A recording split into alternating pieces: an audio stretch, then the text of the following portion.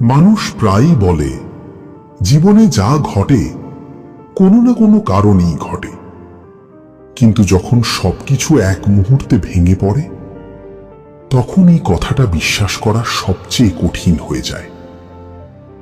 একদিন পাহাড় ঘেরা ঘন জঙ্গলের ভেতর দিয়ে হাঁটছিল এক যুবক।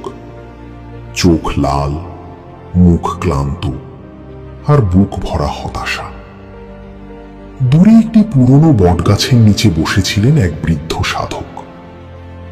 যুবকটি তার সামনে এসে হাঁটু গেড়ে বসে পড়ল। কাঁপা গলায় বলল, আমি শেষ হয়ে গেছি, সব শেষ।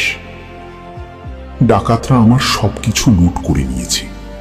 টাকা, কাপড়, খাবার কিছুই নেই। বাড়ি ফেরার পথও নেই। এখন বলুন তো, এর মধ্যেও কি ভালো থাকতে পারে? বৃদ্ধ শান্ত চোখে তার দিকে তাকালেন, তারপর ধীরে বললেন, তোমার প্রশ্নের উত্তর আমি সরাসরি দেব না। একটা গল্প বলি, মন দিয়ে শোনো। অনেক বছর আগে নদীর ধারে একটা ছোট্ট গ্রাম ছিল। সেখানে থাকতো এক গরিব কৃষক, করিম মিয়া। তার ছিল একটা ছোট্ট খড়ের ঘর, সামান্য জমি, আর পরিবারের প্রতি অগাধ ভালোবাসা। জীবন কষ্টের ছিল, তবু কোনোভাবে চলছিল। কিন্তু এক বর্ষার রাতে সব বদলে গেল। আকাশ কালো হয়ে উঠল, মুষলধারে বৃষ্টি শুরু হলো। নদীর পানি ফুলে ফেপে একসময় পুরো গ্রাম গিলে ফেলল। ঘর ভেসে গেল, ধান নষ্ট হয়ে গেল, খাবারের শেষ হাঁড়িটুকুও পানিতে ডুবে গেল। করিম মিয়া ভাঙা ঘরের পাশে বসে মাথায় হাত দিয়ে কাঁদছিল।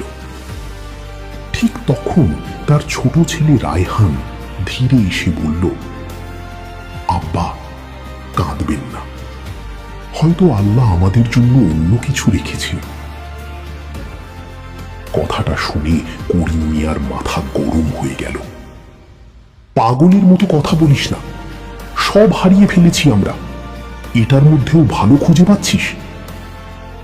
রাগে তিনি ছেলেকে ধমক দিলেন।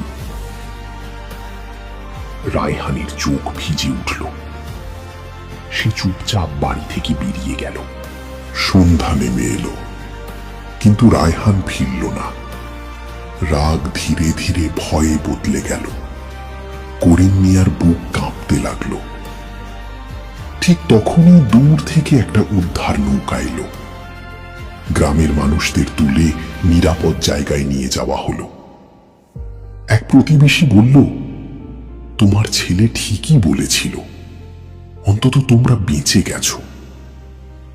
কিন্তু করিম মিয়া তিক্ত হাসি দিয়ে বললেন, বেঁচে থেকে কি হবে? ঘর নেই, খাবার নেই, ভবিষ্যৎ নেই। তার স্ত্রী নরম গলায় বললেন, সব হারালেও মানুষ যদি আশা না হারায়, তাহলে আবার শুরু করা যায়। পরদিন থেকেই করিম মিয়া শহরে কাজ খুঁজতে বের হলেন। এক দোকান, দুই দোকান, 10টা দরজা, কেউ কাজ দিল না। দিন শেষে ক্লান্ত পায়ে ফিরতে ফিরতে তিনি ভাবলেন, ভাগ্য যেন আমার বিরুদ্ধে যুদ্ধ করছে।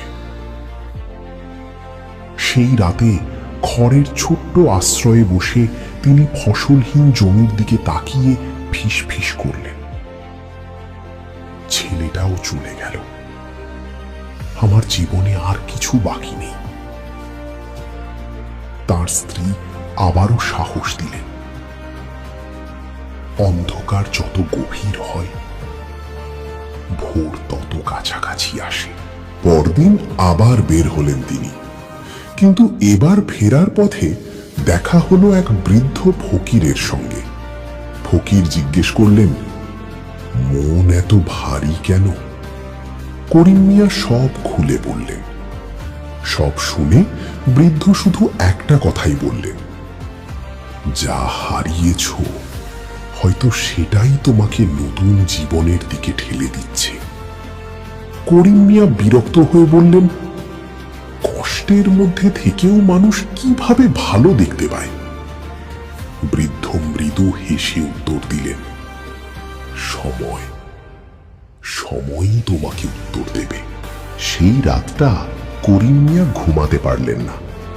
বৃদ্ধের কথাগুলো বারবার মাথায় ঘুরছিল। সত্যি কি কষ্টের আড়ালে কোনো আশীর্বাদ লুকিয়ে থাকতে পারে?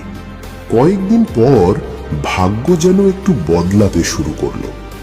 এক ধনী ব্যবসায়ীর বাড়িতে কাজ পেলেন তিনি। ব্যবসায়ী মানুষটা ভালো ছিল, ভালো মজুরি দিলেন, এমনকি থাকার জন্য ছোট্ট একটা ঘরও দিলেন। অনেক দিন পর করিম মিয়ার পরিবার একটু স্বস্তির নিঃশ্বাস ফেলল। এক রাতে দরজায় টোকা পড়ল। দরজা খুলতেই করিম মিয়া হতবাক। দাঁড়িয়ে আছে রায়হান, চোখে আনন্দ, মুখে ক্লান্তির ছাপ। ছেলেটা বাবাকে জড়িয়ে ধরে বলল, সেদিন রাগ করে চলে গিয়েছিলাম। শহরে গিয়ে ছোট্ট একটা চায়ের দোকানে কাজ পাই। ধীরে ধীরে টাকা জমাই, তারপর নিজের ছোট্ট চায়ের দোকান খুলেছি। করিম মিয়ার চোখ ভিজে উঠল। তিনি বুঝলেন, যেদিন সবকিছু শেষ মনে হচ্ছিল, সেদিনই হয়তো নতুন অধ্যায় শুরু হচ্ছিল। গল্প শেষ করে বৃদ্ধ সাধক সেই যুবকের দিকে তাকালেন। যুবকটি কিছুক্ষণ চুপ থেকে বলল, আপনার গল্প সুন্দর, কিন্তু আমার জীবনে তো সত্যিই সব হারিয়ে গেছে। বৃদ্ধ মুচকি হেসে নিজের ঝোলার ভেতর হাত দিলেন। একটা অদ্ভুত উজ্জ্বল পাথর বের করে বললেন, আজ সকালে জঙ্গলে এটা পেয়েছি, হয়তো এটা তোমার। যুবকটি পাথরটা হাতে নিয়েই স্তব্ধ হয়ে গেল। এটা ছিল এক বিরল পরশ পাথর, যা লোহাকে সোনায় পরিণত করতে পারে। তার চোখ বিস্ময়ে বড় হয়ে গেল। হঠাৎ সে বুঝতে পারল, যদি তার জিনিসপত্র চুরি না হতো, তাহলে সেই জঙ্গলে আসতো না, সাধকের সঙ্গে দেখা হতো না, আর এই আশ্চর্য উপহারও পেত না।